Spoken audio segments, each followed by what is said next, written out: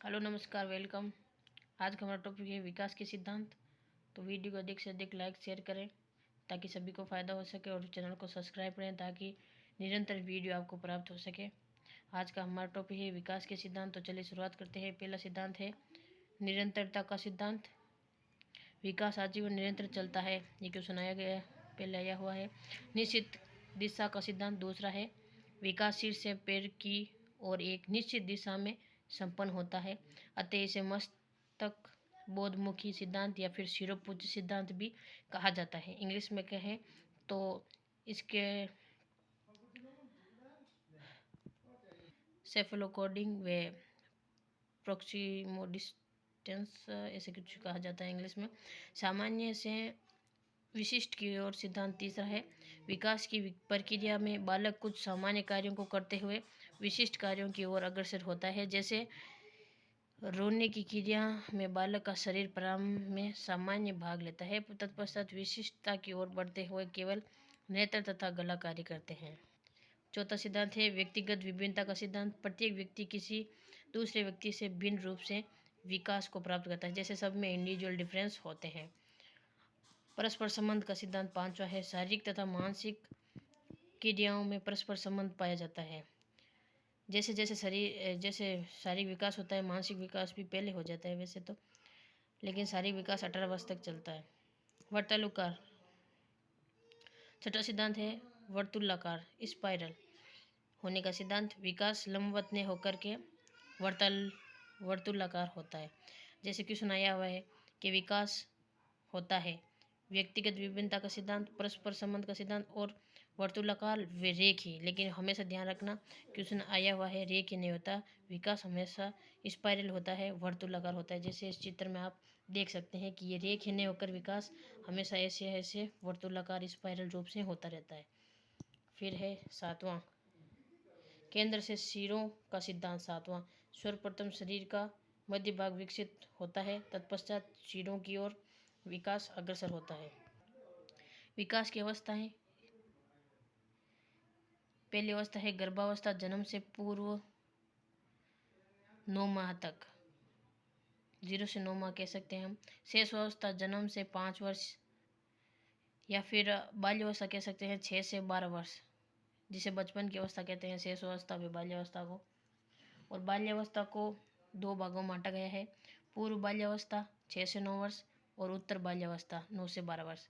किशोरावस्था 13 से 19 वर्ष, प्रौढ़ावस्था 19 से अधिक।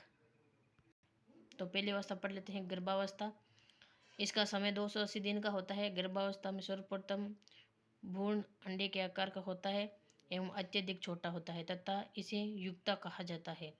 योग नामक पदार्थ युक्ता का आहार होता है और युक्ता की आकृति पिंड के हेड के समान होती है। 10 से 15 दिन तक युक्ता के अंदर कोष्ठ विभाजन की प्रक्रिया होती है और 10 चलती रहती है और 15 दिन बाद युक्ता समाप्त होकर भ्रूण का आकार ग्रहण कर लेता है तथा गर्भाशय की दीवार से चिपककर माँ के द्वारा आहार की प्राप्ति करने लगता है। तो पिछली बार क्वेश्चन आया हुआ है कि कितने कोष के द्वारा ही मानव का निर्माण होता है, तो 1 कोष। तो हमारी दूसरी अवस्था है शेष अवस्था, जन्म से 5 वर्ष या कोई कोई विद्वान तो ऐसे ही कहते हैं कि जन्म से 6 वर्ष। सीखने का आदर्श काल फ्राइड ने कहा था और भावी जीवन की आधारशिला सीखने का आदर्श काल वेलेंटाइन ने कहा था, लेकिन भावी जीवन की आधारशिला फ्राइड ने कहा था। ये अवस्था तीव्र विकास की अवस्था है, खिलौने की आयु टॉय एज भी कह सकते हैं। शेष अवस्था में नवजात शिशु की हड्डियां 270 होती है। फिर नवजात शिशु की धड़कन 1 से 120 प्रति मिनट धड़कती है। नवजात शिशु की लंबाई लगभग 19-20 इंच होती है। लड़के लड़कियों से लगभग 1 इंच लंबे होते हैं। नवजात शिशु का वजन 7.5 पौंड 8 पौंड के लगभग होता है। 3 से 3.5 kg लगभग। जब नवजात शिशु जन्मता है तो उसकी लगभग 3 से 3.5 kg का भार होता है। 1 पौंड बराबर 400 ग्राम। शेषावस्था में बालक ज्ञानेंद्रियों के द्वारा समस्त ज्ञान ग्रहण करता है। बालक की प्रथम भाषा स्वर होती है। नवजात शिशु का सिर शरीर की अपेक्षा बहुत भारी होता है। नवजात शिशु मूल प्रवृत्ति जन्य व्यवहार करता है। फिर शेषावस्था की विशेषताएं पढ़ते हैं। तो शेषावस्था में बालक अंतर्मुखी व्यवहार करता है, खुद में ही लीन रहता है, जैसे ऑटिज्म कह सकते हैं हम, या फिर कह सकते हैं नैतिकता का अभाव होता है बालक में, नैतिकता का विकास नहीं होता शेषावस्था में। आत्म केंद्रित व्यवहार करता है बालक, स्वार्थी प्रवृत्ति होती है, दूसरे शिशुओं के प्रति रुचि, दूसरों पर निर्भरता, तीव्र शारीरिक मानसिक विकास, सामाजिकता का अभाव। किंतु शेषावस्था के अंतिम चरण में बालक सामाजिकता का विकास होना प्रारंभ हो जाता है। विशेषताएं हमने जो पढ़ ली है, अंतर्मुखी, नैतिक, आत्म केंद्रित, स्वार्थी प्रवृत्ति, दूसरे शिशुओं के प्रति रुचि, दूसरे निर्भरता, तीव्र शारीरिक विकास, कल्पनाशीलता, ईर्ष्या की भावना, स्वयंगों का प्रदर्शन, ज्ञानेंद्रियों द्वारा अधिगम। फिर महत्वपूर्ण कथन है जो अलग अलग मनोवैज्ञानिकों द्वारा शेषावस्था के लिए दिए गए हैं। जैसे वेलेंटाइन ने शेषावस्था का आदर्श काल कहा है, और फ्राइड ने शेषावस्था सीखने का महत्वपूर्ण काल कहा है। तो वाटसन ने शेषावस्था को तीव्र विकास की अवस्था कहा है। गुडेनफ ने 3 वर्ष की अवस्था का बालक अपने जीवन का आधा विकास प्राप्त कर लेता है, ऐसा कहा है। बाल्यावस्था 6 से 12 वर्ष तक, ये तीसरी हमारी अवस्था है। गेम एज कहते हैं इसे, गैंग एज भी कहते हैं। वैचारिक क्रियावस्था, अनोखा का समूह निर्माण की अवस्था, निर्माणकारी अवस्था, टीम एज। बाल्यावस्था को विभिन्न कौशलों के विकास की दृष्टि से महत्वपूर्ण अवस्था माना जाता है। इस अवस्था में बालक की मांसपेशियों तथा हड्डियों का उचित विकास होता है। बालक के शरीर में उपस्थित अस्थियों बन जाती है और अतः हड्डियों की संख्या 350 हो जाती है, क्योंकि हमने पढ़ा था शेषावस्था में नवजात शिशु की 270 ही हड्डियों की संख्या होती है, लेकिन बाल्यावस्था में अधिकतम 350 हो जाती है। तो हमें क्वेश्चन पूछा जाता है कि कौन सी अवस्था में हड्डियों की संख्या अधिक होती है, तो हम कह सकते हैं बाल्यावस्था में सर्वाधिक हड्डियों की संख्या होती है 350। फिर बाल्यावस्था की विशेषताएं हैं, तो हम देखते हैं बाल्यावस्था की क्या क्या विशेषताएं हैं। तो पहली विशेषता है उचित सामाजिक व शारीरिक विकास, दूसरी है खेलों को महत्व देना, तीसरी समूह निर्माण में रुचि, चौथी है समलिंगी के प्रति मित्रता, सेम एज, निरुद्देशीय भ्रमण करना। फिर पढ़ाई में उचित प्रदर्शन का प्रयास। नेक्स्ट है प्रतियोगिता एवं प्रतिस्पर्धा की भावना। नेक्स्ट नेतृत्व की इच्छा। नेक्स्ट उत्तरदायित्व की भावना, स्वयंगों पर नियंत्रण, स्थायी स्मृति का विकास, सामाजिकता का उचित विकास, चोरी करना, झूठ बोलना, समूह के प्रति निष्ठा, काम प्रवृत्ति में न्यूनता। फिर महत्वपूर्ण कथन बाल्यावस्था में जिन जिन मनोवैज्ञानिकों ने महत्वपूर्ण कथन कहे हैं, जैसे किलपैट्रिक ने कहा है बाल्यावस्था प्रतिद्वंदात्मक और सामाजिकरण की अवस्था है। रोस ने कहा है बाल्यावस्था मिथ्या या छंदम भी कह सकते हैं, या झूठी परिपक्वता की अवस्था है, जिसमें बालक परिपक्व तो नहीं होता लेकिन झूठा परिपक्वता दिखाता है। इसमें फ्राइड ने कहा था बाल्यावस्था बालक की निर्माणकारी अवस्था है। कॉल एंड ब्रूस ने कहा था बाल्यावस्था जीवन का अनोखा काल है। स्ट्रेंग ने कहा था शायद ही ऐसा कोई खेल होगा जिसे बालक 10 वर्ष की अवस्था तक नहीं खेलता है।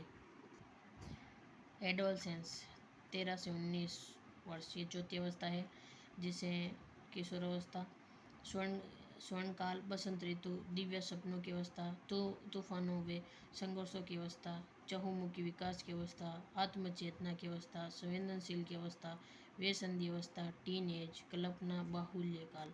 ये सभी नाम है जो किशोरावस्था के हमें एग्जाम में पूछे जा सकते हैं कि टीन एज किसे कहते हैं, तो हम कह सकते हैं किशोरावस्था, या फिर शेषावस्था का पुनरावृत्ति किसे कहते हैं, तो किशोरावस्था को ही कहते हैं।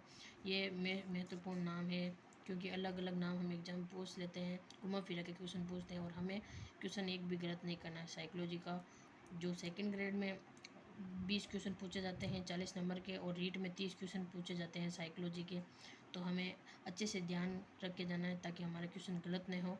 अलग अलग घुमा फिरा के क्वेश्चन पूछने पर भी हमारे क्वेश्चन सही होना चाहिए। फिर किशोरावस्था में बालक का सर्वाधिक शारीरिक एवं मानसिक विकास जाता है और किशोरावस्था में हड्डियों की संख्या 206 हो जाती है। जो बाल्यावस्था में हमने देखी थी 350 और शेष अवस्था में 270 होती है, तो किशोरावस्था में 206 हो जाती है। एवं बालक के शरीर से अनेक प्रकार के परिवर्तन होते रहते हैं। तो किशोरावस्था को विशेषताएं देखते हैं। किशोरावस्था की विशेषताएं हैं समायोजन का अभाव, बुद्धि का सर्वाधिक विकास हो जाता है। किशोरावस्था में सामाजिकता का उचित विकास हो जाता है, स्वयंगात्मक परिपक्वता आ जाती है और स्वतंत्रता एवं विद्रोह की भावना, अमूर्त चिंतन की प्रवृत्ति, जैसे जीन पियाजे ने कहा था ना, औपचारिक ओपरेंट थ्योरी, और मित्रों के प्रति विश्वास, व्यक्तिगत एवं घनिष्ठ मित्रता, और इस आयु में संवेग स्थिर हो जाते हैं। विपरीत लिंगी के प्रति आकर्षण अट्रैक्शन हो जाता है और संवेगों में संवेग होते हैं जो तीव्र होते हैं, तो तीव्रतापूर्ण परिवर्तन हो जाते हैं। भविष्य के प्रति चिंता हो जाती है, आत्मनिर्भर बनने की इच्छा होती है। नायक पूजा, हीरो वर्शिप की भावना, तार्किक एवं जटिल विषयों में रुचि, काम प्रवृत्ति की प्रबलता। कथन महत्वपूर्ण मनोवैज्ञानिकों द्वारा जो दिए गए कथन है किशोरावस्था के बारे में। वेलेंटाइन ने कहा था किशोरावस्था व्यक्तिगत एवं घनिष्ठ मित्रता की अवस्था है, तो स्टैनली हॉल ने कहा था किशोरावस्था तूफानों एवं संघर्षों की अवस्था है। स्टैनली हॉल ने किशोरावस्था आकस्मिक परिवर्तनों की अवस्था भी कहा है। 1904 में स्टैनली हॉल ने एडोलसेंस नामक पुस्तक में लिखा था कि किशोरावस्था तूफान और संघर्ष की अवस्था है।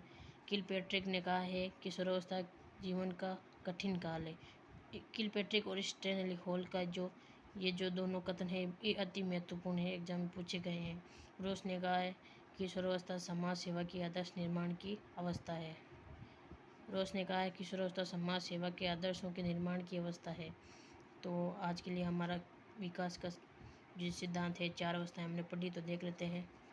पहले हमने विकास के सिद्धांत पढ़े, निरंतरता का सिद्धांत, निश्चित दिशा का सिद्धांत, सामान्य से विशिष्ट का सिद्धांत, और व्यक्तिगत विभिन्नता का सिद्धांत, परस्पर संबंध का सिद्धांत, वर्तुलाकार स्पाइरल विकास होता है, ये मोस्ट रेखीय नहीं होता, स्पाइरल होता है ये सिद्धांत, केंद्र से सिरों का सिद्धांत। फिर हमने विकास की अवस्थाएं पढ़ी, गर्भावस्था, शेषावस्था, बाल्यावस्था, किशोरावस्था। तो वीडियो को अधिक से अधिक शेयर करें, लाइक करें, कमेंट करें और चैनल सब्सक्राइब करें ताकि सभी को ही साइकोलॉजी सेकंड ग्रेड और रीड की तैयारी करें उनके लिए लाभदायक हो। तो अपने दोस्तों को ज़्यादा से ज़्यादा ये वीडियो शेयर करें। आज के लिए इतना ही, धन्यवाद।